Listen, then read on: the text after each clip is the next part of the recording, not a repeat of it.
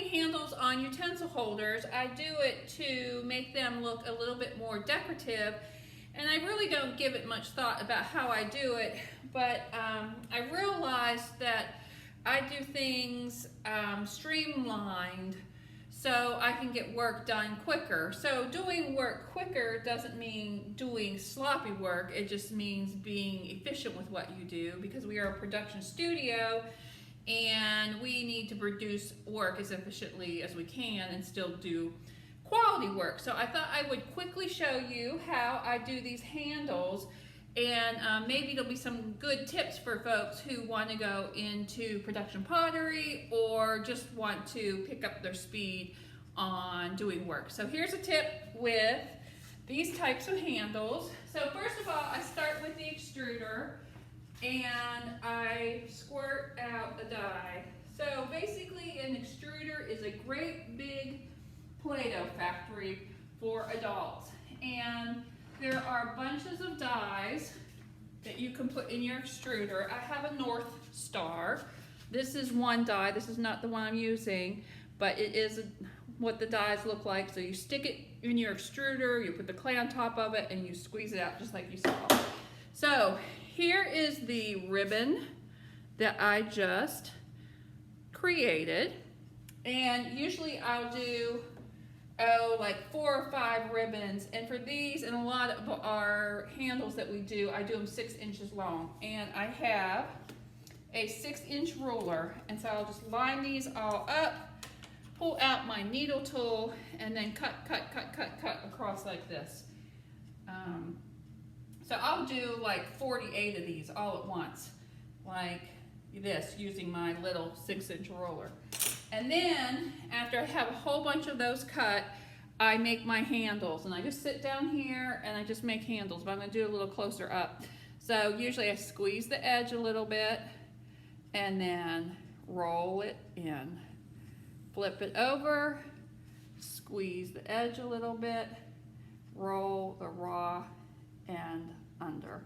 And then I just go like this for these.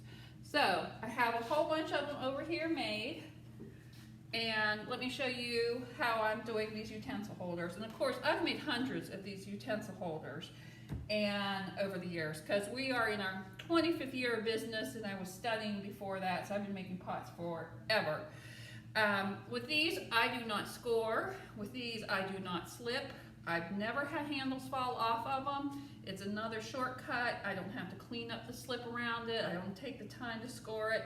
All I do is take the handle I just made, and the clay is quite soft. I dip the edge in water, not a lot, just getting a little bit of water, and I stick it on the piece like this. And then I squish with my thumb each side down. And so basically it's making its own slip, and it's sticking, and then I get a little bit of water on my finger, and I'm rubbing this edge into the piece and smoothing it out like that. And now that handle is stuck on there, and I go do the other side, flip it around, grab another handle, because I have a whole bunch of handles I made. I put it straight across from me. I always put them basically at the same level, although I will check to make sure that they're even on both sides. Squish that one, squish this one, even it up, get my finger wet, rub, rub, rub. I'm pushing the clay, the edge of the clay onto the pot, the handle in the pot. Okay, let's take a look. Yep, they look pretty even. So I'm going to take my sponge and I'm going to clean it up real quick, get rid of any rough edges. And like I said, there's no slip. This is coming out because I didn't use slip. And I created my own slip just by putting a little bit of water on here. So there it is. That is the handles for the utensil holder. And they look kind of big and plunky now, but they will shrink up as they're drying, and the proportion will be much better on these. And so that's a utensil holder. It'll hold a whole bunch of utensils. Utensil holders, 2 pounds, and then of course the added handles.